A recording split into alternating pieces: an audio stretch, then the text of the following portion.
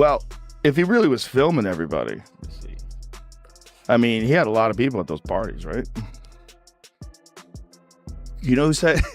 Now, I've had to turn down $50 million 4 times. 4 times. Just to protect my integrity and that virgin hole I was telling you about. Right.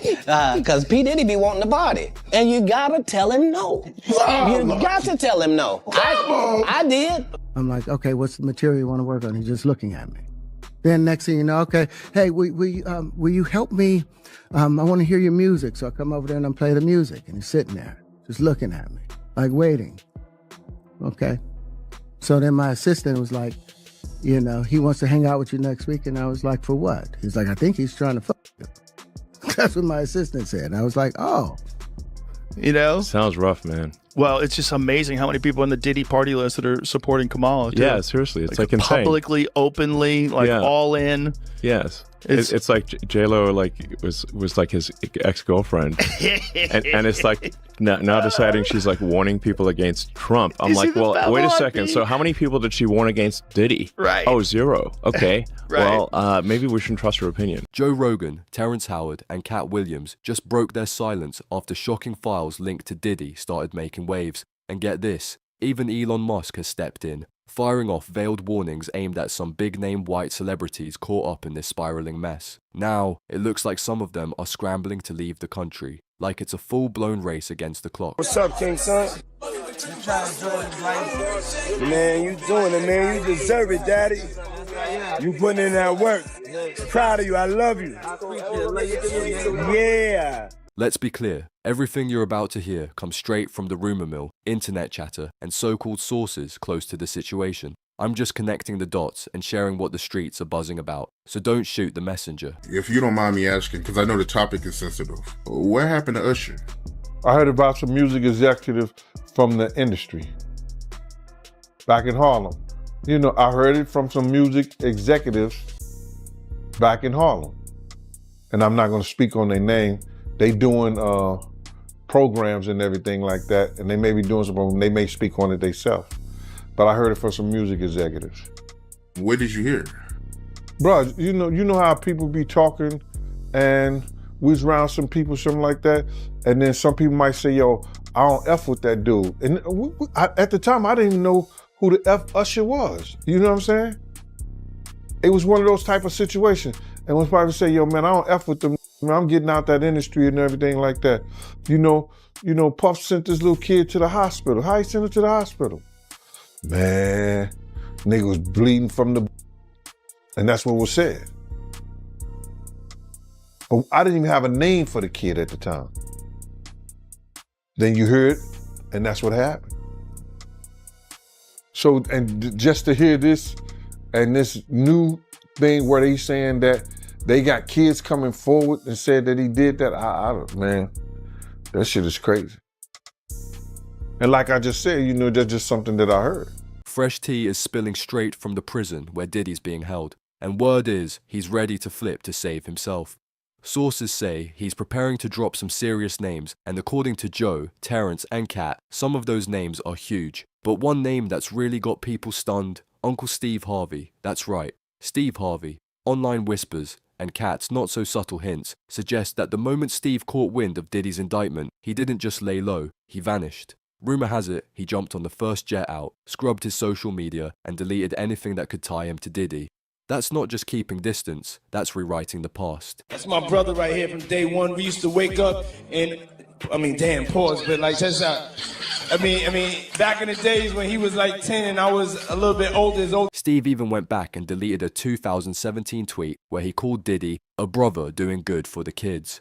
Yeah, that one didn't age well, more like spoiled milk. And the deeper you dig, the darker this whole story gets. I have 3 right now who are willing to give testimony about not only what Mr. Carter has done to them, but his wife as well. They're a nasty little couple. They do nasty things.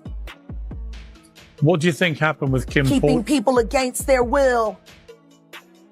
Putting people on planes while they're unconscious. Just like Aaliyah got on that plane. unconscious. There's a lot of things that people don't want to talk about. Back in the day, Steve didn't seem the least bit concerned. He was out in Italy, vacationing with Diddy and Lori Harvey. And let's not forget, Lori had just broken up with Diddy's son, Justin, only to start dating Diddy himself. Like, what was really going on? The whole situation just reeks of chaos. But what truly sent chills through people was a photo of Lori rocking white nail polish. Seems random, right? Not if you've been following the disturbing details in the Diddy case. In her lawsuit, Cassie claimed Diddy had a twisted obsession. He allegedly forced every woman around him to wear white nails during his so-called freak-offs. It wasn't a style choice, it was for visual contrast in the disturbing tapes he reportedly recorded of those nights. If her claims are true, this goes way deeper than anyone imagined. She doesn't have a picture with him. I'm smarter than Claudia Jordan. I would never take a picture with the devil.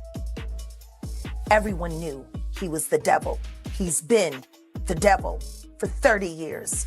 Here's where it gets even wilder. Turns out, young Miami was rocking white nails too. And brace yourself, even Diddy's own mother was seen wearing them. That's when people really started asking the hard questions.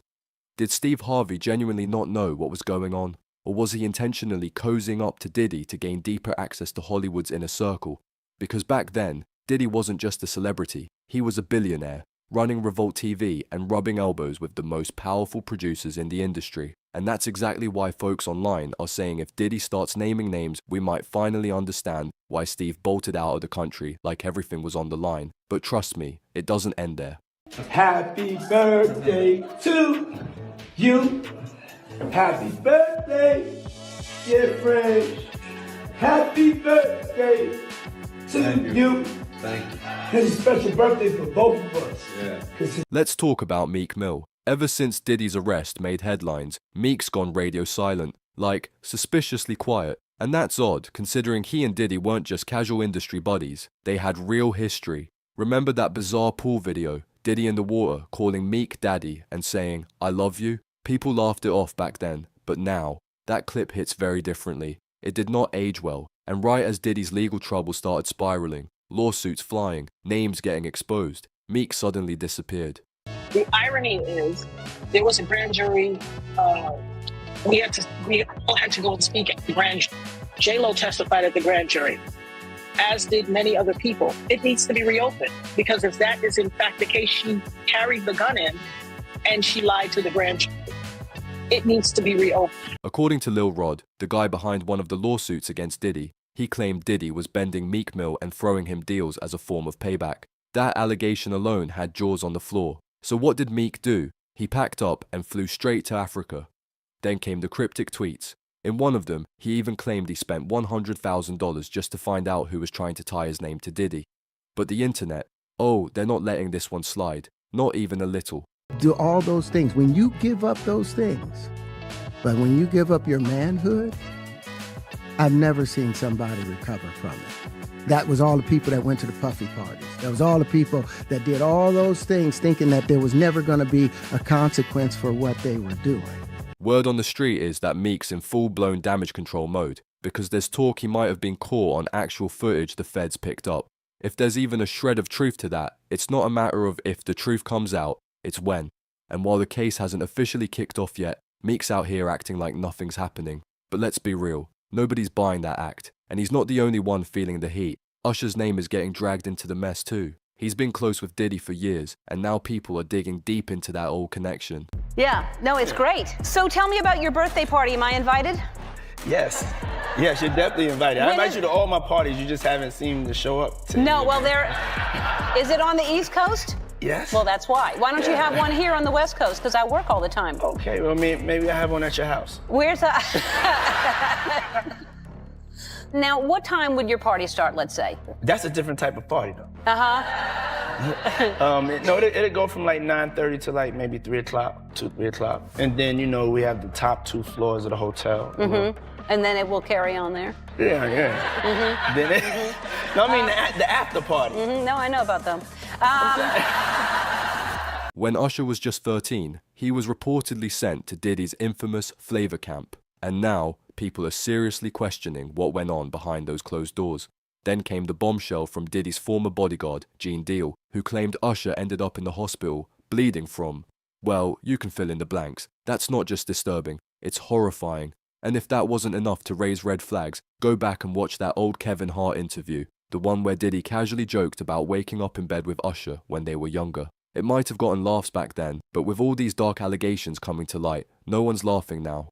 If Usher's name is anywhere near that mess, he better have his legal team locked and loaded, because if Diddy starts naming names, the walls are closing in fast. All of these big dick deviants is all catching hell in 2024. It's up for all of them. It don't matter if you Diddy or whoever you is. Now let's talk about Jay-Z. He and Diddy have been intertwined for years. Business deals, parties, moving through the same elite circles. But here's where things take a dark turn. A woman named Kathy White, word on the street is she was Jay-Z's mistress, and the rumor is she tragically passed away after getting pregnant by him. It's always been whispered, but now people say Diddy might have receipts, tapes, texts, something major. If that's true, we're talking nuclear-level drama. But that's not the only fire Jay's been caught up in. Remember a few months ago when an unnamed woman filed a lawsuit accusing both Diddy and Jay-Z of sexual assault after the 2000 VMAs? She said it happened at an exclusive after-party in a New York apartment. But once it hit the courtroom, the story started falling apart. She claimed her dad picked her up after the incident, but he testified he had no memory of it. She also said she spoke to Benji Madden at the party, but Madden came forward saying he wasn't even in NYC at the time. Too many holes, not enough proof. The judge threw the case out. Still, that didn't stop the streets from buzzing. You know, I think part of why Kamala's getting so much support is that if Trump wins, that Epstein client list is going to become public. And some of those billionaires behind Kamala are terrified of that. Agua Wright didn't hold back. She said Jay-Z is just as dirty as Diddy, maybe even worse. She straight up called him the devil. Her words, not mine. And if Diddy's sitting on anything that ties Jay to those so-called freak-offs, it's game over. And who could forget that awkward Diddy birthday video? Him singing to French Montana, both drenched in baby oil. At the time, people laughed it off. But now, with reports that the feds found over 1,000 bottles of baby oil at Diddy's place, that moment hits way differently. But it doesn't stop there. J-Lo's name got dragged into this mess too.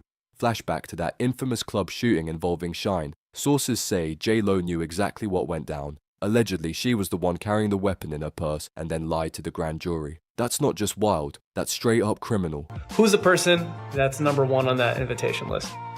Leonardo DiCaprio. And I can get on that list, Yes, right? without a doubt, you are. One of the women injured that night, Nita Rubin, isn't backing down. She's been demanding the case be reopened, even saying she's willing to have fragments pulled from her face just to prove J-Lo's been covering this up all these years. According to Nota, both Diddy and J-Lo need to face the music. And just when you think things couldn't get any messier, Katt Williams and Terrence Howard started dropping names, pulling white celebrities right into the eye of the storm. Now, let's talk about the ones who've been moving like ghosts, straight up vanishing acts. Even Elon Musk couldn't stay silent. He reposted a tweet calling out Ellen DeGeneres for mysteriously fleeing the country right after the Diddy scandal exploded.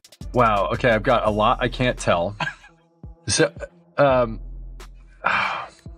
can't tell that one either. I mean, I'm like actually cycling through them. There was one moment, so it's not really a party story, but our relationship was really bizarre. So it started over punked because he was like, yo, don't punk you me. can't punk me. And I was like, I don't know what to tell you. Everybody's on the table. He's like, not me, I'm off the table. And so that started our conversation.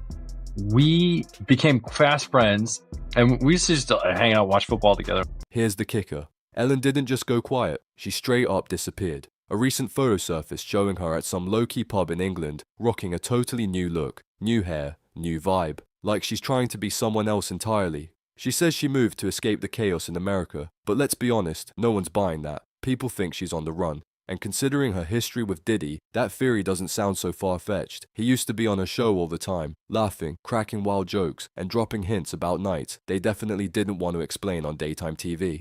Puffy invited me for weeks asking me to come and teach him wanted me to be his acting coach for a while. He's sitting around just looking. I'm like, okay, what's the material you want to work on? He's just looking at me. Then next thing you know, okay, I want to hear your music. So I come over there and I play the music. And he's sitting there just looking at me, like waiting.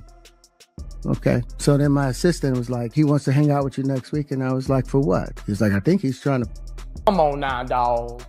That's what my assistant said. And I was like, oh. Come on, man. Now I get it. Back in 2016, Ellen tweeted Diddy a birthday message calling him cuddled McNuggle stuff and straight up saying, y'all don't need to know why.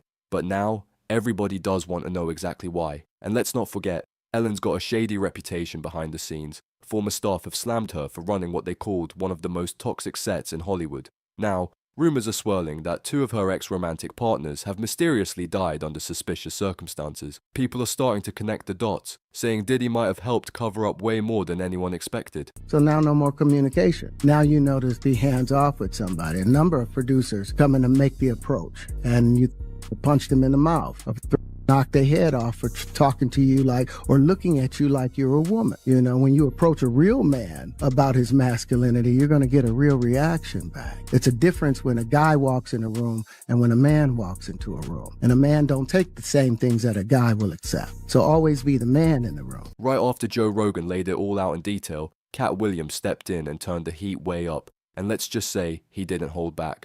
For years, people dismissed Katt like he was just talking wild. But now a lot of folks are admitting he was way ahead of the game, because now the whole industry is under fire. Katt made it clear, it doesn't matter if you're black, white, or anywhere in between. If you are moving shady behind the scenes, it's all coming to light. And guess who else is catching side eyes? Leonardo DiCaprio. The moment this whole Diddy scandal started unraveling, Leo was spotted hopping on a jet straight to Italy, claiming it was a vacation with his new girlfriend. Now, I've had to turn down $50 million 4 times. 4 times. Just to protect my integrity and that virgin hole I was telling you about. Right. But the timing, way too perfect. Especially now that old photos from 1998 have resurfaced, taken at Diddy's East Hampton mansion. And guess who's casually hanging out in the background? Leo. Now people are asking real questions. How deep did Leo's connection with Diddy really go? Word is, back in the early 2000s, they were tight. So tight, in fact, that Diddy once called Leo his #1 VIP for those infamous all-white parties. And just like that, boom, Leo's team jumped into full defense mode, claiming he and Diddy haven't spoken in years. Real convenient timing, huh? Now let's shift to Ashton Kutcher. Most people forgot, but his MTV era ties to Diddy run deep. These two weren't just friendly, they ran the New York Marathon together, and Ashton was front and center at Diddy's 2009 white party. That's not just a casual invite, that's inner circle. And remember that Hot Ones interview? When they asked Ashton about Diddy's parties, he got visibly nervous, said he had stories, but couldn't share. Now it's starting to make sense why he held back.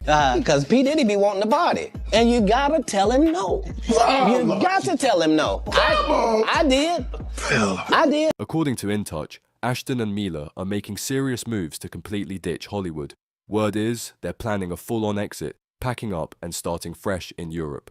Publicly, they're saying it's about stepping away from the spotlight, but the internet isn't buying it. Most people think they're trying to dodge the fallout before Diddy's trial blows the lid off everything.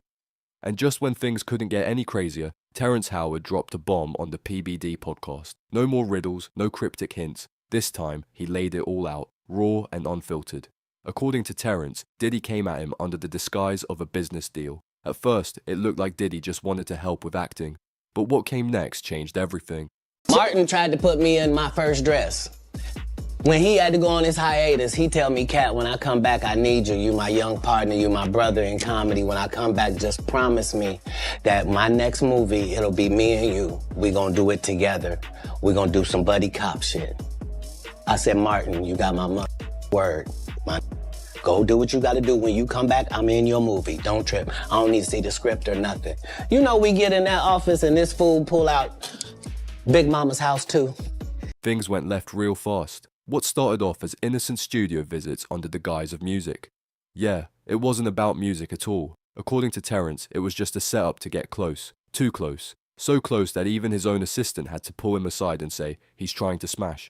That was all Terrence needed to hear. He cut ties, ghosted, locked every door, and got out fast. But here's the real kicker. He made it clear Diddy wasn't the only one pulling those shady moves. Terrence said this wasn't a one-off, it's a pattern, a game being played by multiple big-name producers. He explained that when a man walks into those rooms, the energy shifts. You're suddenly treated different, and the moment you don't play along or push back against those creepy vibes, you're blacklisted. No more invites, no more deals, no more calls. Haven't ran into to put on the trust. I mean, you know, you have to have boundaries. You have to have limits that you refuse to cross. According to Terrence, that's exactly why some stars suddenly vanish from the spotlight. It's not by choice. It's because they refuse to play the game. They didn't go along with the script, so the industry shut them out. Then Katt Williams stepped in and backed it all up. And he wasn't joking. Katt said he turned down offers worth $50 million, not once, not twice, but 4 separate times, just to protect his name and his soul. And when he said he was protecting his virgin hole, he meant that literally. That wasn't a punchline. That was real. Katt made it clear. Most people chasing fame have no idea what they're really signing up for. Behind the red carpets and record deals, it gets dark. The new pope is 9-year-old Oscar nominee, Pavensine Wallace. Diddy had reportedly been trying to get close for years, but Katt always shut it down. And eventually, all roads led back to one major point people have been whispering about for decades, the so-called dress agenda. That long-running rumor about Hollywood pressuring black men into feminine roles before they're allowed to climb to the top.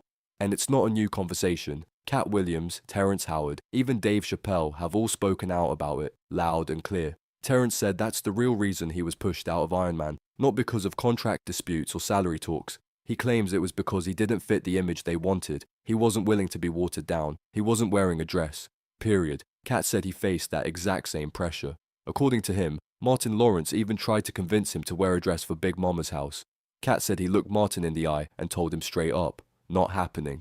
So, you know, some of us make choices. I think it's not a biggest choice for others. I'm saying at the end of the day, Kevin doesn't have to worry about what people are going to say about him wearing a dress because of the long line of dress-wearing people before him. So now we have Big Mama's house 1, 2, and 3. Yeah. I've never seen Medea in a pantsuit. I think she wears dresses. So now I'm saying, why are we picking on poor little Kevin Hart? Because it was his turn next.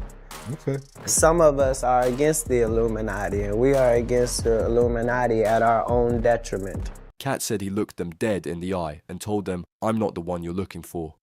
And just like that, they replaced him with Brandon T. Jackson. He said all the roles were lined up, the money was on the table, but the moment he refused to wear the dress, Hollywood slammed the doors shut. He even called out Kevin Hart. Kevin once said he'd never wear a dress, but fast forward, there he was on SNL, rocking a dress. And right after that, his career skyrocketed. Katt made it clear, he doesn't believe that was a coincidence. That's the game, he said. Play by their rules or get frozen out. Even Dave Chappelle told Oprah the same thing. They tried to push him into a dress too. He said no. Not long after he vanished to Africa, people called him crazy at the time, but now, it looks like he was just protecting his sanity and his soul. Katt's point was simple but powerful. Some folks go along with the machine and rise up. Others walk away, broke just to keep their integrity intact. Nah, I'm not doing that. I don't feel comfortable with it. That should have been in a discussion. What? You don't feel comfortable with it? I mean, it's a hilarious bit. All the greats have done. Right now, the internet is in full-on detective mode. Watch. More celebs are about to start saying, I never really rocked with Diddy like that. But let's be real. Everyone in Hollywood knows those Diddy parties were legendary, and they all showed up. One comment online said it best. I hope the Epstein list and the Diddy list drop at the same time. Lock up every last one of them. That energy, it's catching fire fast. As we get closer to May 2025, when Diddy's trial officially begins, this whole situation feels like a ticking time bomb and the countdown's already begun. So now the question is, who's telling the truth and who's hiding in plain sight? Drop your thoughts in the comments below. We're watching it all unfold in real time. And if you're here for raw truths, bold stories, and unfiltered drama, make sure you like, subscribe, share this with your crew, and hit that next video showing on your screen right now. We'll see you there.